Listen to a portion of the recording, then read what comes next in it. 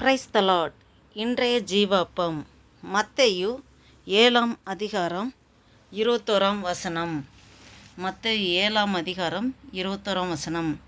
பரலோகத்தில் இருக்கிற என் பிதாவின் சித்தத்தின்படி செய்கிறவனே பரலோக ராஜ்யத்தில் பிரவேசிப்பானே அல்லாமல் என்னை நோக்கி கர்த்தாவே கர்த்தாவே என்று சொல்லுகிறவன் அதில் பிரவேசிப்பதில்லை. அல்லேலூயா. இந்த வாசித்த வேத வசனத்தின்படி ஆண்டவர் திட்டமாக சொல்லுகிறார், நாம் வாழ்கின்ற வாழ்க்கையிலே நாம் வசனத்தை எத்தனை தடவை படித்து மனப்பாடம் பண்ணி இருந்தாலும் அது நம்மளை தகுதிப்படுத்தாது. அந்த வசனத்தின்படி நடக்கிறவனே நியாயத்தீர்ப்பு நாளிலே ஆண்டவர் கேட்பார், இந்த வசனத்தின்படி நீ நடந்தியா? அதுதான் கேட்பார். நாம் வசனத்துக்கு நடுங்குகிறவர்களாக இருக்கணும். வசனத்தின்படி நடக்கிறவர்கள். இயேசு கிறிஸ்து கூட இந்த பூமியிலே அவர் மாதிரியாக வாழ்ந்து காண்பித்தார். அவர் சுயமாக எந்த ஒரு காரியம் பண்ணவில்லை. பிதாவின் சித்தத்தை செய்கிறவராக இருந்தார்.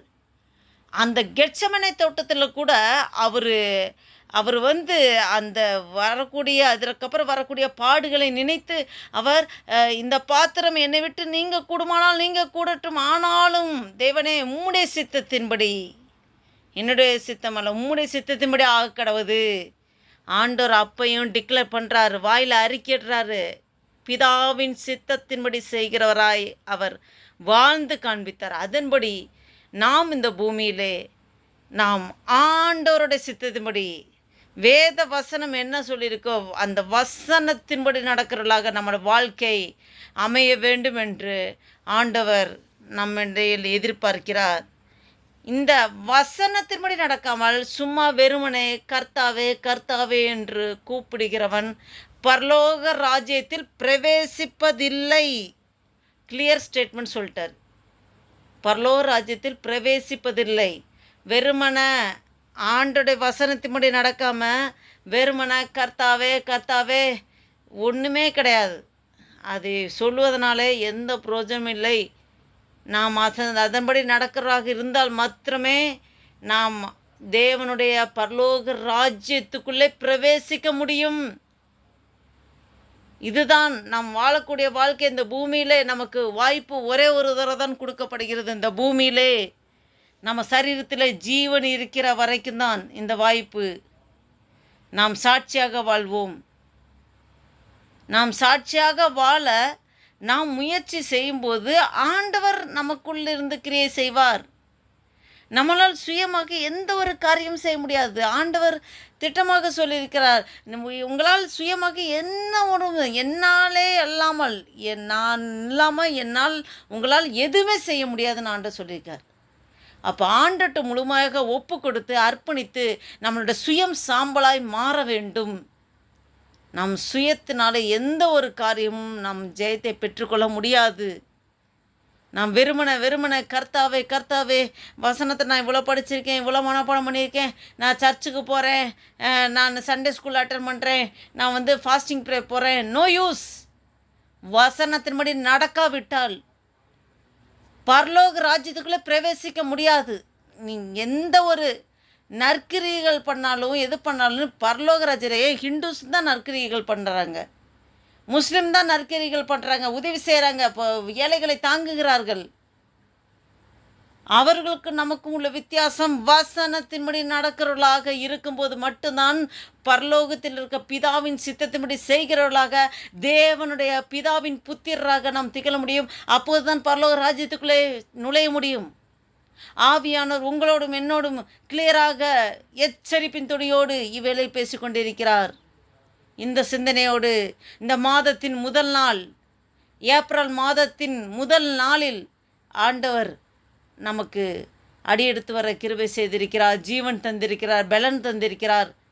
இந்த 2024ஆம் வருஷத்தின் 3 மாதங்களை அற்புதமாய் அதிசயமாய் ஆண்டவர் நம்மளை கண்ணி கருமணி போல பாதுகாத்து காத்து வந்தார்.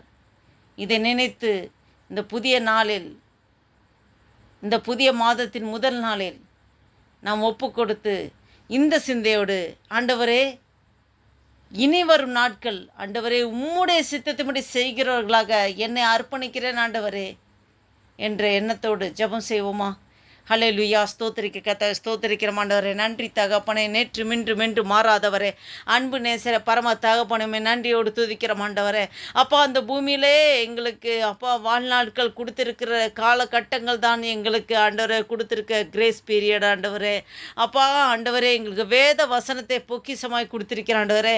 நாங்கள் அனுதினமும் இதை வாசிக்கிறோம் ஆண்டவரே. வாசித்ததோடு நின்று விடாமல் ஆண்டவரே, ஆலயத்துக்கு போய் வசனத்தை கேட்கிறதோடு நின்று விடாமல் ஆண்டவரே, அப்பா ஃபாஸ்டிங் ப்ரேயரில் ஃபாஸ்டிங் இருந்துவிட்டு மட்டும் நின்று விடாமல் வசனத்தின்படி நடக்கிறவர்களாக எங்கள் வாழ்க்கையை ஆண்டவரே உம்முடைய கரத்தில் ஒப்பு கொடுக்கிறோம், அர்ப்பணிக்கிறோம். எங்கள் சுயமெல்லாம் சாம்பலாய் மாறட்டும் ஆண்டவரே. அப்பா, உமக்காக நாங்கள் எழும்ப வேண்டும் ஆண்டவரே.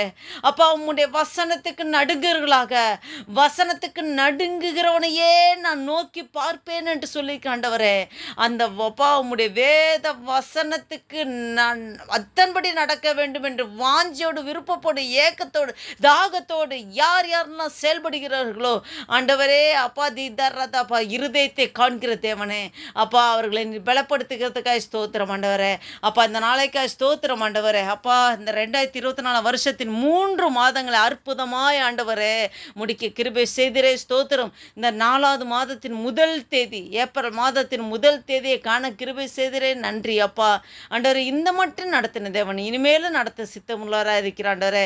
எங்கள் ஒவ்வொருக்கு விரோதமாக செயல்படுகிற எல்லா சத்துருவின் கிரிகளை இயேசு கிறிஸ்து நாமத்தினாலே கடிந்து அப்புறப்படுத்துகிற கர்த்தாவே ஆண்டவரே.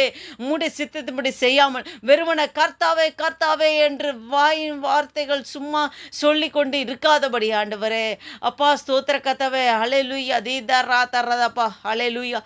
உமக்கென்று சாட்சியாக எழுப்பி பிரகாசிக்கிறவர்களாக ஆண்டவரே எங்களை நீர் எழுப்புகிறதுக்காக ஸ்தோத்திரம் ஆண்டவரே. ஆவியானவரே, எங்களோடு கூட இருந்து நீங்கள் நடத்துகிற கிருபைக்காய் நன்றி செலுத்திக்கிறோம் ஆண்டவரே. நீர் அப்படியே சேவைக்காய் ஸ்தோத்திரம் ஆண்டவரே. ஆசீர்வதிங்க, பலப்படுத்துங்க. இயேசு கிறிஸ்துவின் நாமத்தினாலே ஜெபிக்கிறோம் ஜீவன் நல்ல பிதாவே. ஆமேன். என் ஆத்துமாவே கர்த்தரை ஸ்தோத்திரி, என் முழுவலுமையுடைய பரிசுத்த நாமத்தை ஸ்தோத்திரி. என் ஆத்துமாவே கர்த்தரை ஸ்தோத்திரி, கர்த்தர் செய்த சகல உபகாரங்கள் மறவாதே. ஆமேன், ஆமேன்.